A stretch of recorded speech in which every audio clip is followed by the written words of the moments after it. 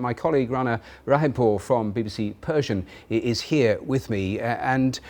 Let's start in terms of this agreement. How quickly do the Iranians think it can be basically up and running, do you think? The people are very realistic. We can see on Twitter they say that it will take at least 6 months, and they know that there are many conditions and ifs, as they say. They know that the US Congress is going to have to study this deal, and they know that it's going to be a very tough period ahead for the negotiators to sell this deal to their hardliners back in their capitals. So they don't expect immediate change in their daily lives, but they're very hopeful and positive.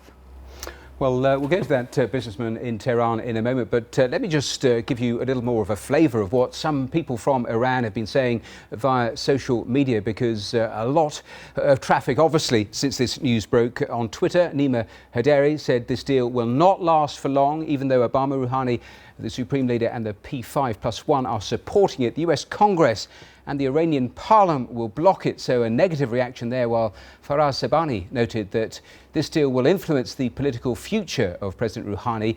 It can work both for and against him, only time can tell. And the BBC has also been getting emails from people from around the world commenting on the deal. Mohsin Asar in Iran says that this is a significant success for Iranian people. Time for both US and Iranian governments to put all the political gains aside and join their people celebrating the moment. While Vahid writes, I hope this deal can be implemented, yet there are some concerns about it. I'm afraid some groups inside Iran and in the US or other parts may put up obstacles in the way. And also, one email from America, Mark J. Donahue wrote and says that he thinks the deal is bad for the world and the region, going on to write that it is up to Iran to prove to the world and its neighbours that they have not violated sanctions in the future. So just a flavour. Interesting that a few there from inside Iran having caveats there, not totally enthusiastic, just waiting to see how this transpires. It has been so long in the making. Well, let's speak to Alidad Fashoshi, who's a businessman based in Tehran. Thank you so much for being with us on this particular day. What is your reaction? My pleasure. Well, I have to say, personally, my reaction is of cautious optimism. We're, as businessmen here, we've been through a lot recently, obviously because of the sanctions. We do a lot of work with the government, and obviously over the past few years, government contracts have been drying up because of the sanctions. Our exports have been affected because our relations with our neighbors have been at a real low over the past few years. Imports have been affected of raw materials and equipment. The process has become very difficult and expensive. Transportation has become very difficult. Banking has severely affected us, both in terms of transfers of cash in and out. But we're cautiously optimistic. We do realize that there's a lot that can go wrong still. We're very happy that this major step has been taken.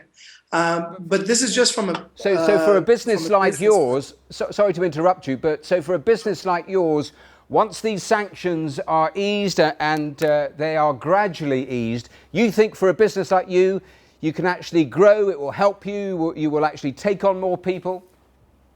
Absolutely. In fact, I have to say that one reason why we had to downsize was because of the pressures of the sanctions. And we're very much looking forward to the opportunities that the removal of sanctions will bring us. Everything from foreign investment that the country's been sort of looking forward to improving our business relations with our former partners in the Middle East and of course beyond.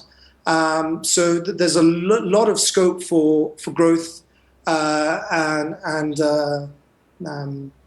We're very optimistic from that perspective. It's interesting. And this is just from a bit. It's interesting because when you were talking to our producer earlier, you said to her that after this interview, you plan to go on the streets and join the celebrations. Is that what it is like, that people are openly celebrating this deal?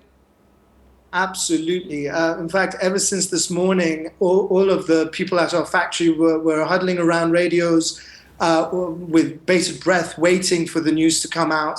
already the streets are chock-a-blocked, and from a people's perspective, people are overjoyed. I mean, I can only describe the mood as sheer relief and exuberance, and I'm very much looking forward to joining the party. It's already started, but I think probably it's going to kick off after the breaking of the fast, which is probably going to happen in about 30 minutes time. Well, listen, I won't delay you any further. Alidad Vashashi, thank you so much for joining us there from Tehran. Let's come back to Rana. And it was interesting, you got a flavour of how the sanctions had impacted on that man's business. And the sanctions, of course, have been in place for over a decade now. And so in so many different areas, potentially things could change, including oil, because it's interesting today, the Iranians saying that they hope to return to maximum capacity once this deal kicks in. Yes, Iran theoretically can produce at least 2 million barrels of oil every day, but because of these sanctions that has been halved. And now they say they're hoping to get back to maximum capacity, which some analysts say that it's even more than 2 million barrels.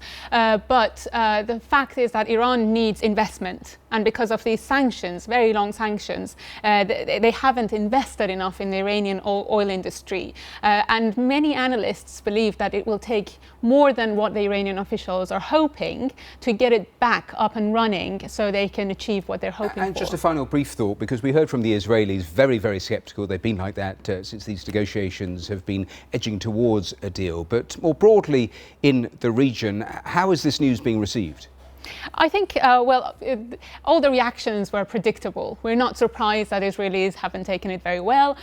We were not going to expect them to suddenly welcome this deal. Some neighboring countries, including the United Arab Emirates, have welcomed it. Turkey has welcomed it as well. But there are some other Sunni neighboring countries that are a little bit suspicious and are not in favor of Iran getting very close to the Western countries.